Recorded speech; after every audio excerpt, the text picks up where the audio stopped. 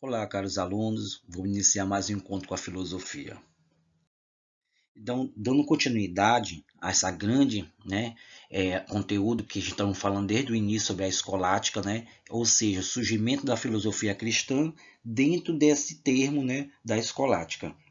Porém, a filosofia cristã, ela foi baseada no instrumento de compreensão da verdade, que aconteceu com a patrística e a filosofia da escolástica, que não foi só uma investigação racional, complementares, e dependentes.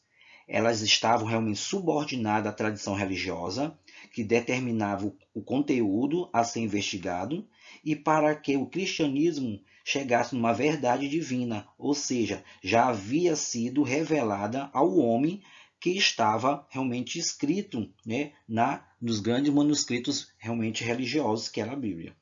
A filosofia, portanto, seria um instrumento de utilização para aproximar os homens dessa verdade, para que eles pudessem realmente compreender melhor, todo esse tipo de conteúdo. Assim, as investigações da escolástica buscavam compreender e justificar as crenças do cristianismo. A ideia era colocar a razão a serviço da fé, que foi isso que a escolástica estava realmente desenvolvendo. E os primeiros passos desse desenvolvimento foi que, dentro da escolástica, a filosofia das escolas cristãs, desenvolveram uma ponte que ligou, tanto os conteúdos a ser ministrados a esse homem, a esses homens, e esses homens eram ligados pela razão, utilizando eles para poder se aproximar da fé. Por isso que a razão e a fé na escolástica era uma aproximação desses dois elementos para o desenvolvimento da sociedade. Dando isso, a filosofia cristã representa um conjunto de ideias baseadas nos preceitos de Jesus Cristo. Sua principal característica era buscar a explicação para a existência de Deus por meio da ciência. Por isso que a razão na escolástica era muito utilizada, por conta que o homem era essa questão racional. E a partir daí ele era utilizado para o desenvolvimento da fé. A base do pensamento está na tradição racionalista, filosófica, grega e romana, e com isso ela dá uma consonância, com os dogmas cristãos. A partir daí, o fundamento principal da filosofia cristã é o quê? Justificar a fé tendo a razão como instrumento. A partir daí, essa corrente de pensamento empresta, da metafísica grega, a explicação científica para a existência de Deus e defendia o cristianismo. Baseado nesses fatos, foi o que ocorreu. Também são adaptados os conceitos para justificar a fé, fundamentados, no neoplatonismo e no estoicismo e no gnosticismo, que são correntes, que foi desenvolvido lá na antiguidade, e a partir daí essas correntes foram trazidas, também, pela filosofia cristã para o desenvolvimento dessa fé. A partir desse momento, os primeiros pensadores da filosofia cristã foram São Paulo, São João, Santo Ambrósio, Santo Eusébio e Santo Agostinho, que foram os primeiros a desenvolver, esse laço da filosofia cristã, trazendo em tona, a filosofia grega romana, porém ele foi adaptada, essa filosofia grega romana, para uma filosofia realmente cristã, onde foi só ensinado a questões tradicionais religiosas do cristianismo, baseado no manuscritos, e sobre a questão do desenvolvimento realmente de Jesus Cristo, que era o Messias que levava a palavra de Deus. Então, as principais doutrinas da filosofia cristã tem várias, mas eu vou ter algumas para a gente poder ter uma orientação sobre como procedia, o desenvolvimento dessa corrente.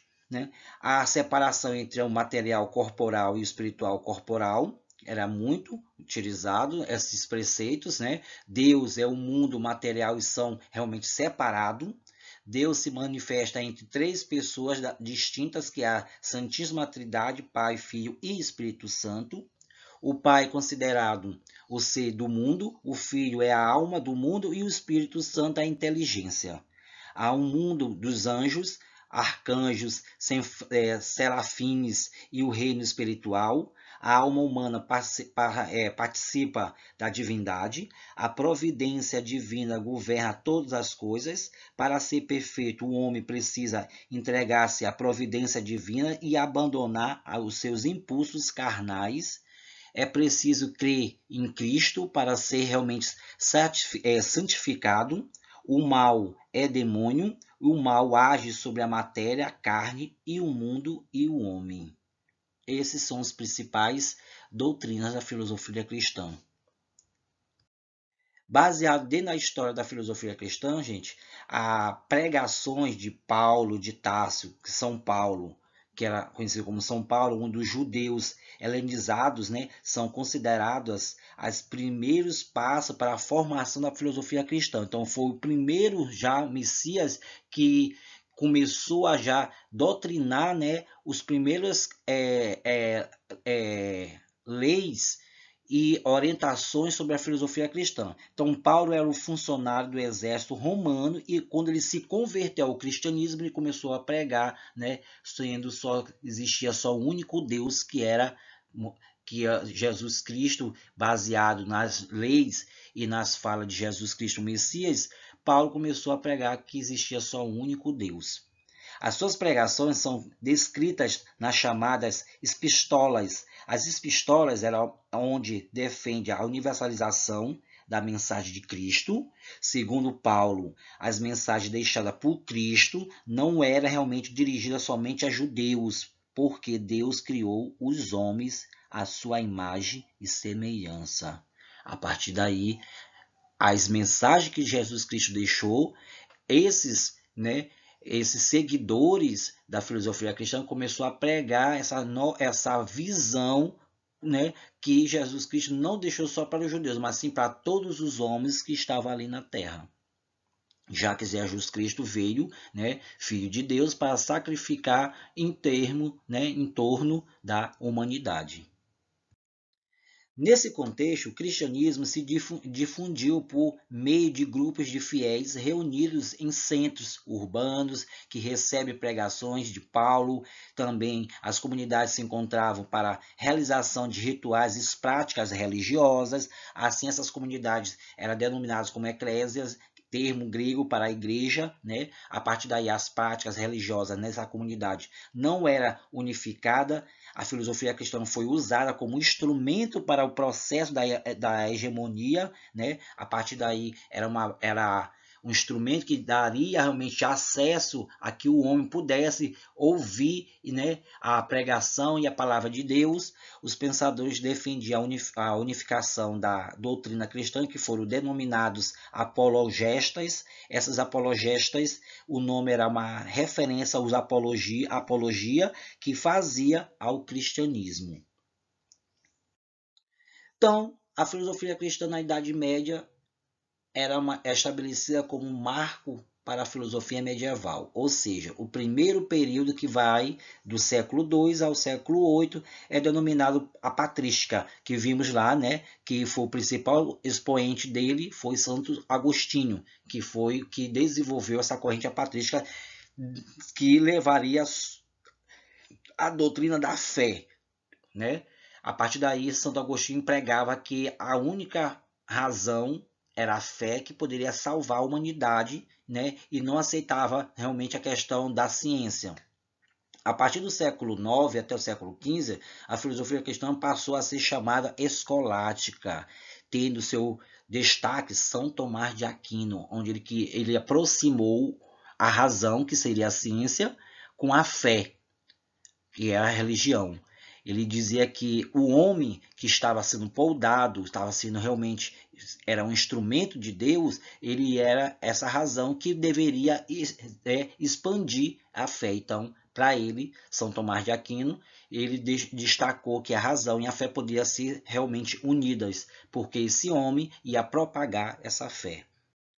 A filosofia medieval foi desenvolvida na Europa durante o período da Idade Média, no século V ao século XV. Trata-se de um período de expansão da consolidação do cristianismo na Europa Ocidental, né? A partir daí, essa filosofia medieval se tentou conciliar a religião com a filosofia, aonde teve uma consciência cristã com a razão filosófica e científica, como falei para vocês, né? A fé e a razão para eles tinha que ser unida. Isto pode parecer um paradoxo em nossa época, mas naquele tempo era perfeitamente compreensível esse tipo de ato, né, pela própria filosofia medieval. Então, a filosofia escolástica era baseada dentro das obras do manuscrito deixado por esse grande filósofo da antiguidade, Aristóteles. Né? A escolástica foi um movimento filosófico medieval que se desenvolveu durante do século IX ao século XVI. No seu auge, com o intuito de refletir sobre a existência de Deus, da alma humana e da imortalidade. Em suma, desejava justificar a fé a partir da razão, que é isso que a escolástica pregava, essa grande escola, essa grande corrente. Por isso, os escolásticos defendiam que era possível conhecer Deus através do espiritismo, ou seja, do espirismo, né, da lógica e da razão.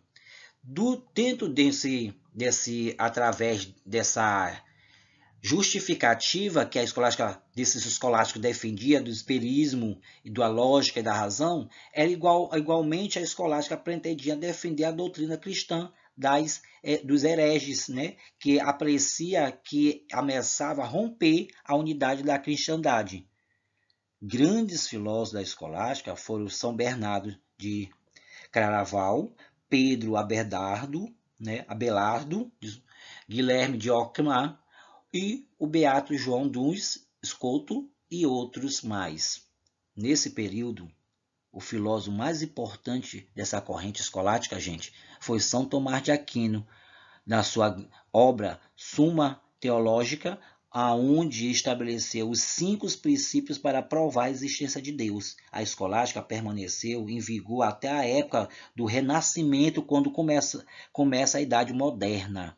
A partir daí, São Tomás de Aquino utilizou muito as obras de Aristóteles, onde Aristóteles provava a questão, né, do desenvolvimento entre Deus, a alma humana e a imortalidade, que Deus existia dentro desse padrão, e a fé a partir da razão. E a partir daí, São Tomás de Aquino seguia esses mesmos preceitos, só que poldando, ou seja, adaptando essa obra de Aristóteles para dentro de uma filosofia medieval, aonde desenvolveu grande parte dos seus conhecimentos a partir desses conhecimentos deixados por esse grande filósofo da antiguidade, Aristóteles. Então, tudo isso, resumindo, foi a filosofia cristã, baseada, né, na fé e na razão, né, por esse grande mentor, né, que é o São Tomás de Aquino, que foi que propagou, né, a filosofia escolástica. Então, fique com Deus, fique até a próxima, fica com essa grande palavra, o começo.